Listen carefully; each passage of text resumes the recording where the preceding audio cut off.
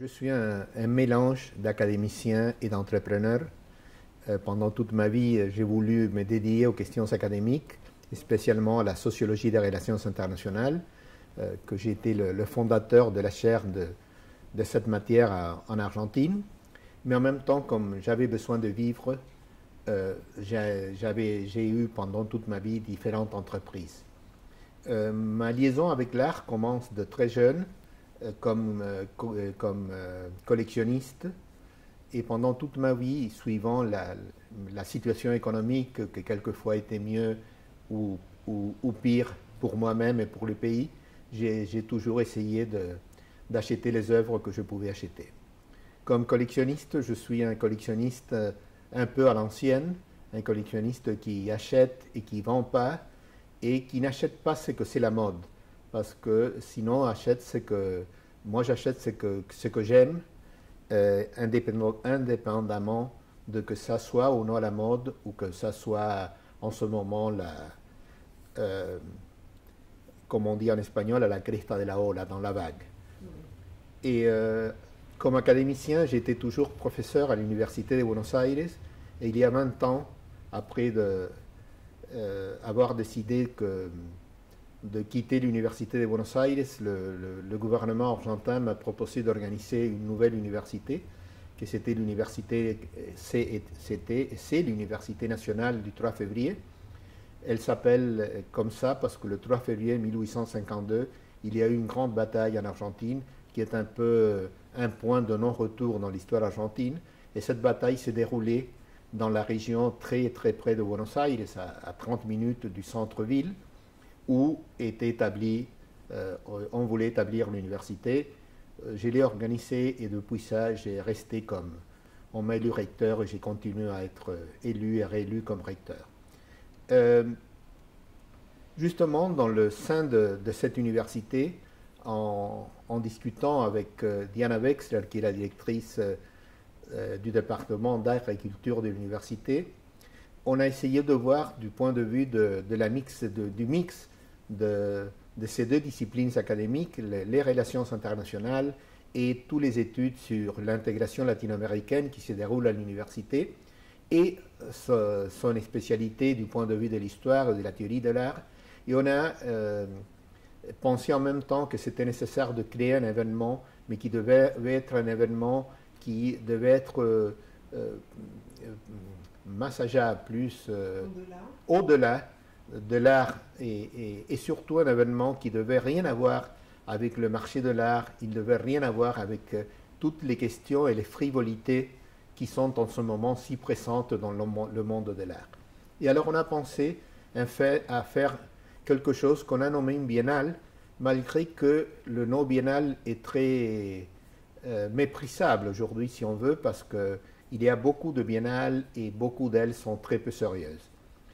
Mais comme on pensait la faire chaque 2 ans, on a dit on va la nommer biennale, et on l'a nommée Biennale internationale d'art contemporain de l'Amérique du Sud.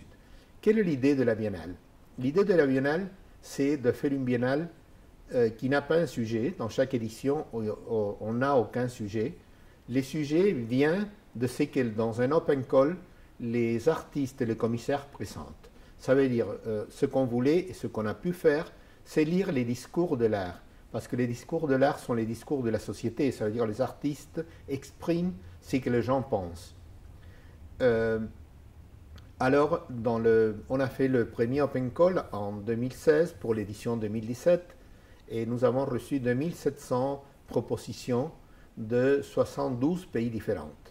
Dans le deuxième Open Call qui s'est déroulé pendant 2018, nous avons reçu 5100 propositions de 82 pays différents. Ça veut dire que c'était une quantité incroyable de pays où il y avait d'artistes ou de commissaires qui voulaient participer à la biennale. Ça nous a permis, du point de vue du sujet, de prendre ce qui était dans les sujets qui étaient majoritaires, et que dans la première édition avaient beaucoup à voir avec des questions des inégalités sociales et de genre. Dans la deuxième édition, la plupart ou la question majoritaire était la question des migrations et aussi de genre, mais plus de migration, et beaucoup aussi qui tenaient à voir avec les questions de l'environnement. L'idée de Biennale Sur, c'était d'intégrer les pays et d'intégrer les populations des pays. Nous disons toujours en Amérique du Sud qu'on connaît mieux ce qui se passe à New York ou à Paris que ce qui se passe dans le pays qui est à notre côté.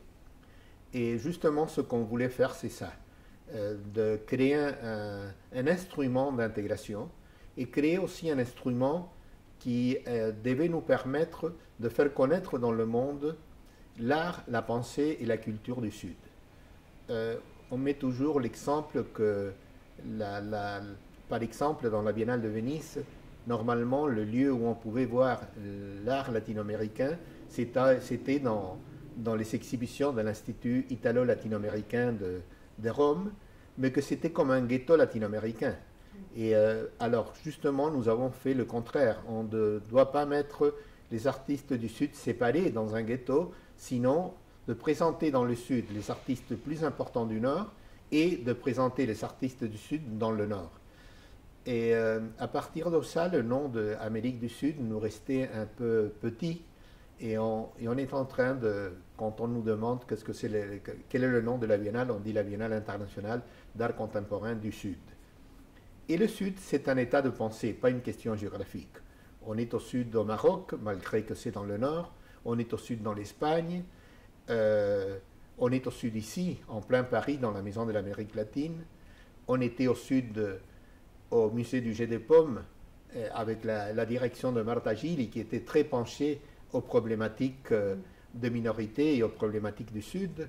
On est au Sud, au Reina Sofía de Madrid. Et on est au Sud aussi, dans d'autres endroits, comme Crans-Montana, qui nous a demandé que les gens qui habitent Crans-Montana nous ont dit qu'ils voulaient une association voulait faire la Biennale là-bas. Alors, moi, très pratiquement, je les ai dit, vous êtes des gens très riches qui habitaient un endroit complètement exceptionnel et complètement sélectif. La seule façon de pouvoir faire une exposition qui tienne à voir avec Biennale Sura ici, c'est de faire une exposition d'artistes arabes, africains et latino-américains. Comme ils nous ont dit oui, on leur a proposé une exposition dans laquelle est Pablo Reynoso, dans laquelle est Marie-Hélène Sanz et d'autres artistes du Sud. Et ça a eu un succès incroyable. Nous sommes en train de nous préparer dans les prochaines semaines. On sera en Arabie Saoudite et ça sera la première fois que des artistes latino-américains vont exposer en Arabie Saoudite. Une autre caractéristique je parle de l'Arabie Saoudite et tout le monde lit dans les journaux des choses un peu étranges. C'est peut-être le moment d'expliquer ça. Nous n'avons rien à voir avec la politique de la même façon que nous n'avons rien à voir avec le commerce. Biennale Sur, c'est une biennale complètement politique qui n'a rien à voir avec les partis ou les idéologies politiques. Ça veut dire notre façon de faire politique, c'est à travers de l'art et de la culture.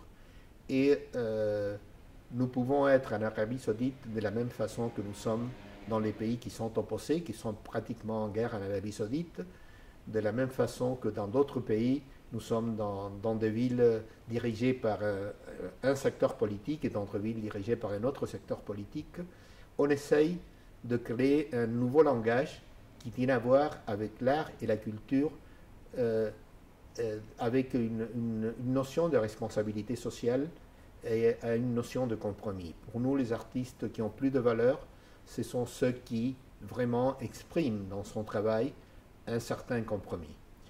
Et ça, c'est peut-être la seule condition que nous mettons aux artistes, parce que d'autre côté, vous pouvez voir, ou vous pourrez voir qu'il y a des artistes de 86 ans comme Michelangelo Pistoletto, ou d'artistes très, très connus comme Christian Boltanski, et je peux donner beaucoup d'exemples, et en même temps je pourrais donner des exemples d'artistes de 25 ou de 26 ans complètement émergents qui ont été choisis par sa qualité.